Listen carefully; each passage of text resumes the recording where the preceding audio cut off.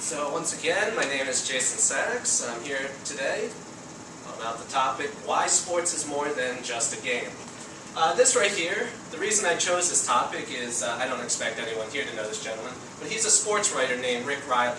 Now what really entertained me about Rick Riley is that he would take sports stories and try to bring a humanistic element to the game, try to relate it to real life events. And he recently retired, and so the disappointment of that made me really want to give a presentation of how sports is more than just the actions of the game on the field. Also, prior to attending Montclair State University, I used to attend Rutgers, and while I was there, I had a couple roommates who once got into an argument. One of the roommates, named Vrunda, was disgusted with how we were all crowding around the television watching a football game and said, how can you guys watch that? I can't believe people get paid to play a game. This, of course, outraged my other roommate, and they got into a heated argument over how it's not just a game. Do you know that athletes are basically slaves when they're in college? They have to earn that scholarship. A couple other things that relate to me with sports. My grandfather was a big Yankees fan. He was also a war veteran of World War II, and my dad, on the other hand, was more of a hippie. So him and my grandfather did not see eye to eye on a lot of things. But the one thing that they did connect on was that they both had a passion for the Yankees. So despite their genuine, to this day, hatred of each other, they could always come together and go to a Yankees game, which of course my father does with me every so often, which of course I enjoy. And one little side story, I recently convinced my mother to come to a hockey game with us, and she said, oh, I don't want to go, I don't like sports, what fun is it going to be? And I said, Mom, just attend the event, I'm not asking you to watch it on TV, I'll even pay for your beer. She said, oh, okay. So she came to the game, she got a couple beers in her, saw a couple hits, and now she loves going to games with us. So to anybody here who completely despises sports, maybe attend a game, you know, it can be a lot of fun. So ultimately, what I want to impart on everybody here is I hope to persuade all of you, the audience, that sports is more than just a game, because it can teach us life lessons, it has dramatic storylines, and it can actually inspire people to go on to do great things. So as I said, the life lessons we can learn. I played youth soccer growing up, as many young Americans do, and sports like that teach you teamwork and camaraderie, using hard work to reach your goals. But most importantly, it gives us social connections. It allows us to interact with one another and get to know other cultures and other people's way of thinking. And there's no more prime example of that than what's going on currently, which is the World Cup, which is on TV every 4 years. What's so fascinating about the World Cup to me, though, is that when you watch two teams play, for example, when you watch Italy take on Japan, it's literally a battle of, and not to overly stereotype, big, strong, tall Italian men imposing their will physically on the game against quick, tricky, tinier men who just, while the styles are completely different, they're all playing the same sport, and there's no one way to play the game. Other examples, for instance, I think soccer can actually be a reflection on our cultures and societies. Germany, for instance, is tops in the world at math and science, and it kind of shows in their game. They're very systematic, they pass a lot, it's very straightforward, while Brazil, on the other hand, more laid-back country, they embarrass teams by making it look like a dance out there. They're so fancy with their footwork. The diversity is not only seen in the World Cup, but we see it in athletics in our own country. For instance, the dichotomy is seen. This is, of course, Peyton Manning, who was lost in the Super Bowl recently. You may also recognize him as a spokesperson for Nike, Gatorade, Papa John's, all those commercials. What's interesting about him is that he is the prototypical athlete that grew up in America. His father was a quarterback, he was wealthy, he was born and bred to be the best quarterback in history. And ultimately, he was drafted #1 overall. But then let's compare this to another #1 overall draft pick. My personal favorite athlete growing up, Allen Iverson. Iverson grew up in a poor neighborhood, only 5'11", definitely not your prototypical size, a lot of alcohol and drug abuse throughout his life, gambling addictions. Yet both of them were the #1 overall pick. So as you can see from this example here, there is no one set mold that makes an athlete great. Some not so pleasant stories that we also see in sports that outside the game. We recently saw that story about the Jets fan who struck the woman.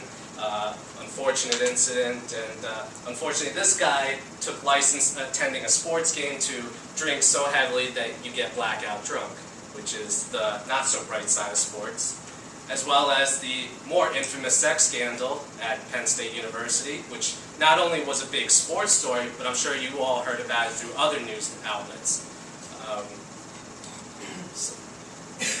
So while some stories are not so pleasant like those, there's also classic storylines that you see within sports. For instance, the classic David and Goliath storyline, where it's the strongest against the weak, couldn't be more personified than that 2007 Super Bowl game with the Patriots and the Giants. The Patriots were undefeated. If they had won just that one more game, they would have been declared the greatest team of all time. Yet they lost to the Giants, of course, with the help of that iconic catch right there. In addition to that, we also have sociological stories that come about that define our society. We all remember the story of Jeremy Lin and Linsanity. When he came out, I happened to be taking a sociology course at the time. My professor couldn't get enough of talking about that. He was like, why is this kid on Time magazine? Can anybody explain it to me? And much like how Barack Obama shows the minorities and youth of America that anybody can become president, so too can you become a professional athlete. Throughout history, we've had many historical figures. Jackie Robinson, the first ever, broke down the color barriers. Arthur Ashe, similarly, was the first ever tennis player. A quote from Arthur Ashe, "Success is a journey, not a destination. The doing is more important than the outcome."